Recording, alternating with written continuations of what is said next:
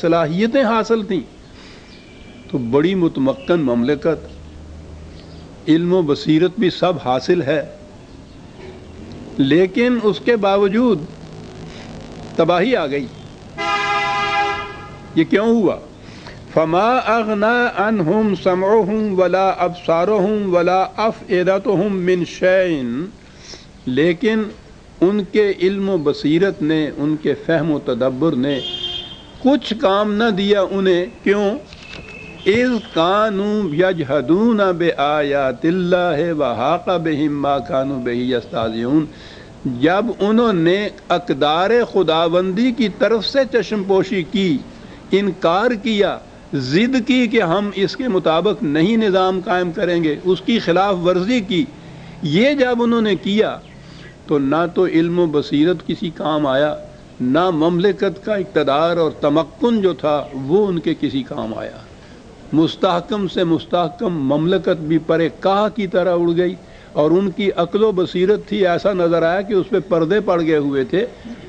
بات یہ کہی کہ جب یجحدون بآیات اللہ، جب وہ اقدار خداوندی سے انہوں نے انکار کیا اور اس کے خلاف اپنی مملکت کی بنیادیں قائم کی، تو اس کی وجہ سے نہ تو مملکت کا استحکام کسی کام آیا اور نہ ان کی علم و بصیرت نے ہی ان کو کچھ فائدہ پہنچایا۔ تو بہت بڑی چیز سامنے آئی ہمارے۔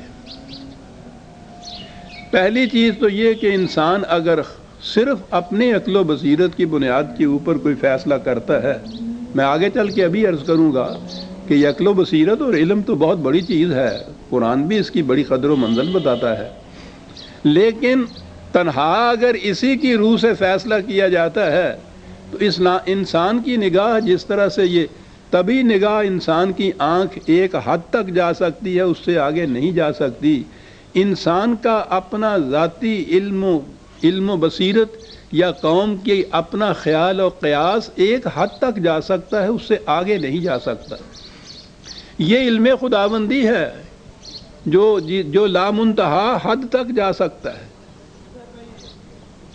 وہ کہتا یہ ہے کہ علم و بصیرت سے کام لو، لیکن وحی خداوندی کی روشنی میں کام لو۔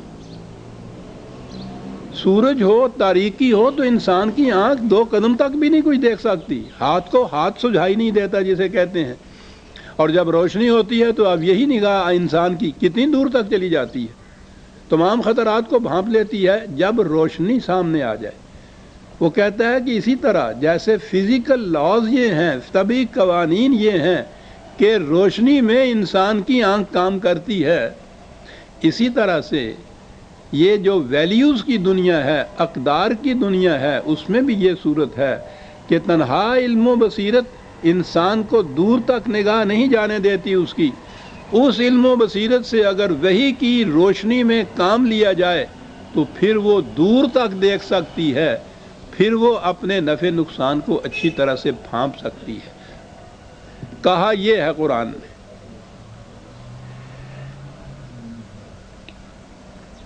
میں سمجھتا ہوں قرآن کریم نے، پہلے اسی کی آیت کو لیں پھر ہم اس کی تشریح میں دیکھیں گے۔ اقبال نے بڑی عمدگی سے تشریح کی ہے۔ 2/216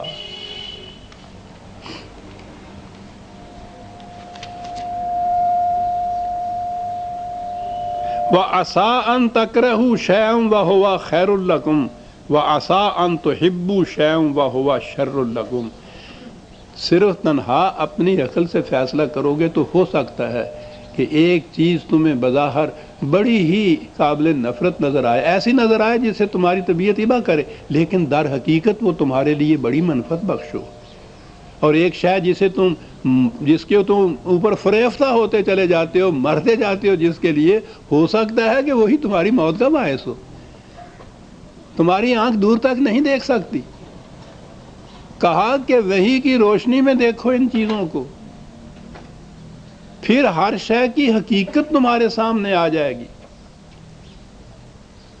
ایک ظواہر ہوتا ہے، بظاہر ایک چیز آپ کو نظر آتی ہے، بڑی خوشنما نظر آتی ہے، اور در حقیقت آپ کے لیے تباہی کا موجب ہوتی ہے۔ وہ مصری نہیں ہوتی، سنکھیا پیسا ہوا ہوتا ہے۔ تو کہا کہ یہ اس لیے تنہا اس چیز کے اوپر انحصار نہ کرو کہ تمہاری علم و بصیرت نے کیا فیصلہ کیا ہے۔ یہاں اب آئیے، اہم سوال آ گیا۔ ایک نظام ہے جو اس وقت ساری دنیا میں چلا جا رہا ہے، وہ نظام ہے جس کو سیکولرزم کہتے ہیں۔ لفظ بڑا عام ہے، جیسا کہ میں اکثر کہا کرتا ہوں، ان اصطلاحات کے معنی کو جب تک سمجھ نہ لیا جائے یا متعین نہ کر لیا جائے، ڈیفائن نہ کر لیا جائے، بات سمجھ میں نہیں آتی۔ بڑے باتیں چل رہی ہیں، جھگڑے چل رہے ہیں، سیکولرزم صاحب، اسلام بھی سیکولر ہے جی، اور سیکولرزم میں کیا خرابی ہے جی، سیکولرزم ہوتا کیا ہے یہ کوئی نہیں بتاتا۔ قرآن یہ بتاتا ہے کہ صرف انسان کی اپنی عقل و بصیرت اور علم کو فیصلہ کن چیز سمجھ لینا، اسی کے مطابق فیصلے کرنا، اور کوئی ایسی حد نہ باندھنا کہ جس کے اندر رہتے ہوئے وہ فیصلے کیے جائیں، یعنی الٹیمیٹ اتھارٹی، آخری اتھارٹی انسانوں کے اپنے فیصلے کو لینا۔ اور قرآن یہ ہے کہ خدا کی طرف سے جو حدود متعین کی گئی ہیں، ان حدود کے اندر رہتے ہوئے علم و عقل و بصیرت سے کام لو۔ یہ ہو گیا اسلام، یعنی حدود خداوندی کے اندر رہتے ہوئے عقل اور علم و بصیرت سے کام لینا اسلام، اور حدود سے ناآشنا ہو کے صرف علم و عقل انسانی کے مطابق کام لے کے فیصلے کرنا سیکولرزم۔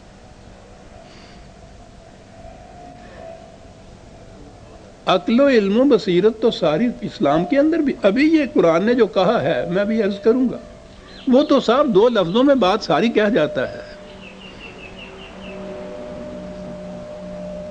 علم و عقل و بصیرت وہ اس کے خلاف ڈنڈا لے کے نہیں چل رہا، وہ اس کو بڑی اہمیت دیتا، لیکن شرط ایک لگاتا ہے کہ ان حدود کے اندر رہتے ہوئے ان سے کام لیا جائے جو خدا کی متعین کردہ ہیں اور غیر متبدل ہیں، ان کو تم بدل نہیں سکتے۔ وہ جو میں مثال دیا کرتا ہوں، آج کل وہ بہت ہاکی کے میچ کا سامنے آ رہے ہیں نا، تو کیا ہوتے ہیں یہ میچ؟ صرف وہ باؤنڈری لائن جو ہیں ان کے اندر رہتے ہوئے ٹیم کو اجازت ہوتی ہے کہ وہ گیند کو لے جائے گول کے پاس، ذرا ان لائنز کی خلاف ورزی کی تو سیٹی بج جاتی ہے۔ اور اگر کوئی اس قسم کا میچ ہو جس میں یہ لائنز ہوئی نا،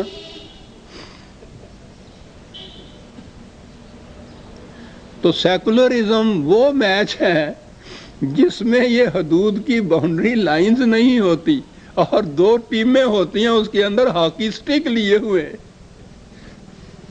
تو پھر ہوتا کیا ہے جو کچھ دنیا میں ہو رہا۔ یہ تو وہ چار لائنیں ہیں جو حقیقت میں ان کو ڈسپلن کے اندر رکھتی ہیں، اور پھر وہ ریفری تو سیٹی بجاتا ہے۔ یہ ہے اسلامی نظام، حدود خداوندی جو غیر متبدل ہیں، ایک مرکزی اتھارٹی جو ریفری کا کام دیتی ہے، اس کے اندر ٹیمیں، اور سیکولرزم ہے یہ باؤنڈری لائن اٹھائی ہوئی اور ٹیمیں اندر اس کے ہاکی سٹیک کی نہیں، پھر وہ ایٹم بم بھی ساتھ لیے ہوئے چلی آ رہی ہوتی ہیں۔ تو ظاہر ہے کتنی عظیم حقیقت ہے جو قرآن کہہ جاتا ہے کہ وہ تباہ اس لیے ہوئیں، عقل اور بصیرت اور علم و تدبر وہ سب کچھ رکھتی تھیں، لیکن وہ باؤنڈری لائنز ان کے پاس نہیں تھی، حدود فراموش تھی، حدود میں بلیو نہیں کرتی تھی، اور کہا کہ اس لیے وہ تباہ ہوئیں، قوم بچے گی وہ علم و بصیرت سے وہ کام لے، لیکن حدود خداوندی کے اندر رہتے ہوئے ان سے کام لے۔ یہ ہے جو اسلام ہوگا، اور یہ ہے کہہ رہا کہ وہ تمام نوع انسانی عالمگیر انسانیت کے لیے منفعت بخش ہوگا، کیونکہ اس کی حدود جو ہیں وہ عالم انسانیت کی منفعت کو سامنے رکھ کے باندھی گئی ہیں، حدود خدا کی۔ یمکث فی الارض ما ینفع الناس، بقا اسی عمل کے لیے ہے جو پوری نوع انسانی کی منفعت کے لیے کیا جائے۔ یہ ہے جو لائن اس نے کھینچی ہے، منفعت کے لیے، تخریب کے لیے نہیں۔ اب آئیے اس طرف، کہ انسان تنہا اپنے علم و عقل سے وہ